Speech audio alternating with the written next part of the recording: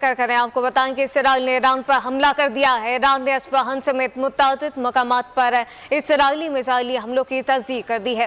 बात का सबूत है कि तुम्हारे पल्ले कुछ नहीं। इसराइल ने दुनिया का अमन तबाह करने के लिए पर तोल लिए। गजा में हमलों के बाद ईरान पर हमला कर दिया। महंगे इसराइल ड्रोन ईरान के दिफाई निजाम ने तबाह कर दिए। 7 ईरानी शहरों के ऊपर इसराइली डिफेंस फोर्सेस ने, इसराइली एयरफोर्स ने पिछले 1 घंटे में हमला किया है।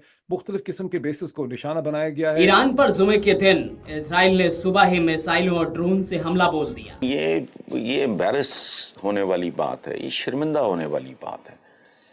इस्लामी जमहूरिया पाकिस्तान के शहरी मेजॉरिटी, भारी अक्सरियत मुसलमानों की, दीन करे हमें मुत्तहिद, ना हमारा मुल्क ना मजहब, कोई शय हमें नहीं, क्या करे। नेतन्याहू ने आयतुल्लाह खामनाई की बर्थडे पर वहां पर उनकी तरफ से तो वो यही कहेंगे कि हमने उनकी बर्थडे पर ये गिफ्ट दिया है। बदकिस्मती से मुस्लिम उम्मा बेवा अम्मा है। पाकिस्तान की सरहद ईरान के साथ मौजूद है, so the more it get volatile, हमारे लिए मसाइल पैदा हो सकते हैं। मुस्लिम उम्मा ने इस तरीके से बिहेव किया हो कि उन्हें इस सारे अलमिये का शौक है। तारीखी तौर पर ये इलाका यहूदियों का था, लेकिन फलस्तीनियों का नहीं था। नहीं, मैं बताता हूँ ना, फलस्तीनी जो बने, अरब मुसलमान बने, वो भी तो यहूदी थे ना एक वक्त में।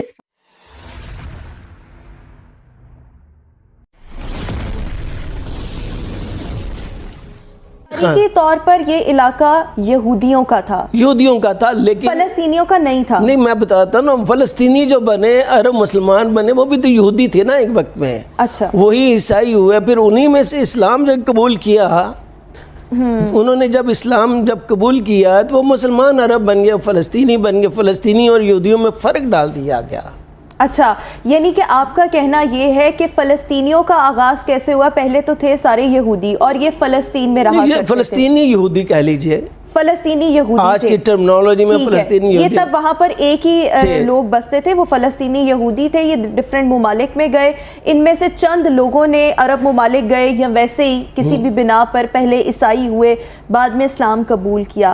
अब ये जो आज हम फ़लस्तीनी देख रहे हैं, इनके एंसेस्टर्स, इनके आबाओ अजदाद कुछ ईसाई होंगे, कुछ के यहूदी होंगे, लेकिन ये फ़लस्तीन से ही बिलोंग करते थे। यहूदियों में से ही आधे मुसलमान हुए, तो अब ये तनाज़ा है वो फलस्तीनी और यहूदियों का है, ये आप कह रहे हैं? जी बिल्कुल। पेचीदगियां पैदा हो रही हैं जी, और कुछ ऐसे चल रहा है, सारा कुछ फ्लक्चुएट करी सिचुएशन, और बहुत से सवाल खड़े हो गए कि ये कोई साजिश थी इजराइल की, ये ईरान का कोई लॉन्ग टर्म प्लान था, हमास और ईरान मिले हुए हैं कि नहीं मिले हुए, इजराइल और अमेरिका मिले हुए हैं कि नहीं मिले हुए, यूके, जर्मनी, इनकी क्या पोजीशंस हैं, यूक्रेन में जो कॉन्फ्लिक्ट चल रही है उसका इसके साथ कोई तल्लुक है या नहीं है, रूस की क्या पोजीशन है, चाइना की क्या पोजीशन है, ऑयल के साथ क्या होगा अगर ये कॉन्फ्लिक्ट जो है बढ़ जाती है।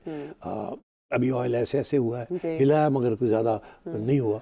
बहुत से सवाल खड़े हो गए, मगर सबसे इम्पोर्टेंट सवाल वो अभी भी हवा में घूम रहा है कि Iran is a nuclear intention power, वो बनना चाहता है न्यूक्लियर पावर। इजराइल पहले दिन से इसकी कोशिश है कि इसको रोका जाए, इसीलिए अमेरिका ने, इजराइल ने मिलकर ईरान के ऊपर सैंक्शंस लगाए और उसकी जो न्यूक्लियर प्रोग्राम है उसके ऊपर मॉनिटरिंग कर रहे हैं, और उसको जो सैंक्शंस है उसका ताल्लुक उसकी न्यूक्लियर प्रोग्राम के साथ लगाया है उन्होंने।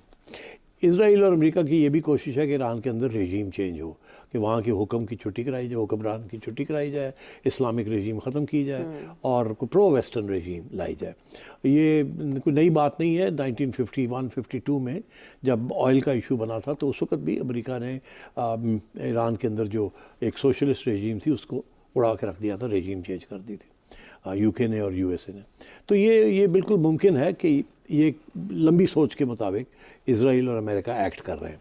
मगर मैं जो शुरू करना चाहूँगा यहाँ से, जिसके ज़रिए आपको एक कॉन्टेक्स्ट पता चल जाएगा, फिर आप प्रिडिक्शन भी कर सकेंगे।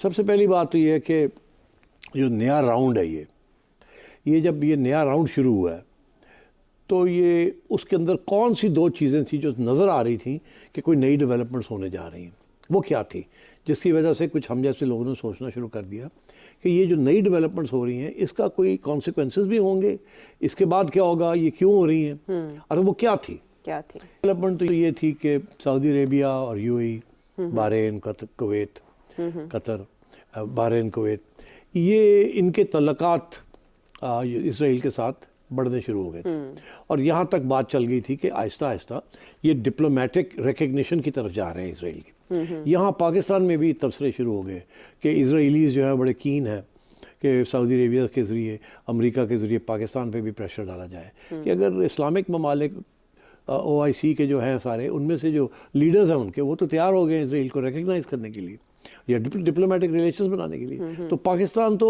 ادھر ہے جن کا تعلق بھی نہیں ہے فلسطین کے ساتھ, ان لوگوں کا تو ہے. تو یہ اگر تیار ہو گئے تو تسی کڑے کھاتے بیٹھے ہو, تسی بھی تیار ہو جاؤ, بیکاز اگر آپ تیار ہو جاتے ہیں تو اسرائیل کے جو ٹلٹ ہے ٹورڈز انڈیا وہ پھر بیلنس کرنا پڑے گا. تو اس کے لیے اسٹریٹجک تھنکنگ کی بھی ضرورت ہے کہ اگر اسرائیل پرو انڈیا ہے تو اگر اسرائیل کو آپ تھوڑا بہت ریکگنیشن کی طرف جاتے ہیں تو اسرائیل کی ٹلٹ انڈیا کی طرف کم ہو جائے گی, وہ آپ کے ساتھ بیلنس کرنا شروع کر دے گا اور امریکہ اور بھی آپ سے خوش ہو جائے گا. تو یہ اس قسم کے آرگیومنٹس چل رہے تھے. آپ کو یاد ہوگا جنرل مشرف کے زمانے میں بھی خورشید قصوری صاحب جو کہ فارن منسٹر تھے, ان کی ایک ملاقات ہوئی تھی ٹرکی کے اندر اسرائیلی آفیشلز کے ساتھ بھی. کہا یہ جاتا تھا کہ جی وہ ایکسیڈنٹل ملاقات ہو گئی, وہ ہوٹل میں آ رہے تھے, وہ جا رہے تھے, تو ہلو ہائے ہو گئی. ساری غلط بات, ایسے نہیں ہوتا, سب پلاننگ کے تحت ہوتا ہے. تو یہ چیزیں ایکسپلوریشنز چل رہی تھیں وہ دن. اور ایک اب آخری سٹیج ایسی آئی تھی کہ Israel, Saudi Arabia and these other countries that I mentioned, UAE, Bahrain, Kuwait, یہ تیار ہو گئے تھے کہ اسرائیل کے ساتھ آگے بڑھا جائے, ان کے ایمبیسڈرشپس ایکسچینج کی جائیں, تھوڑی بہت ریکگنیشن ہو. دبئی والوں نے تو اسرائیلیز کو انوائٹ کیا ہے کہ دبئی میں آ کے پراپرٹی خریدیں اور انویسٹمنٹس کریں, اور بڑے ڈیلیگیشنز آنے سے جا رہے تھے. اور ایک طرف سے یہ ہو رہا تھا, دوسری طرف جب یہ ہو رہا تھا تو ظاہر ہے ایک دوسری سوچ بھی تھی کہ یہ اگر ہو گیا تو سارا فلسطین کا جو مسئلہ ہے وہ تو لوگ بھول جائیں گے. ایک دفعہ یہ تجارت شروع ہو گئی اور آنا جانا شروع ہو گیا اور اسرائیل کی انویسٹمنٹس عرب ورلڈ میں شروع ہو گئی تو عرب ورلڈ تو بھاگ جائے گا لڑائی جھگڑے سے, وہ تو پھر پیسے کی بات آ جائے گی. تو اس چیز کو روکا جائے, اس کو ہونے نہ دیا جائے, اس کو سابوٹاج کیا جائے. تو یہ دوسری ایک سوچ تھی, پیرالل چل رہی تھی. اچھا, اب یہ ادھر سے یہ ڈیولپمنٹس ہو رہی تھی, ادھر سے ایک سوچ تھی کہ اس کو روکا جائے. تو پھر کیا ہوا, پھر ایک دن یہ ایسے ہوا کہ ایک دم وداؤٹ وارننگ حماس کی اٹیک آ گئی اسرائیل کے اوپر. اس کے دو کانسیکوینسز تھے. پہلا تو یہ تھا کہ یہ جو ساری پیش قدمی ہو رہی تھی یہ رک گئی. بالکل, سب سے پہلے ہالٹ ہو گیا نا جو سعودی عرب اور اسرائیل کے درمیان وہ سارے انیشیٹو سے سارے رک گئے.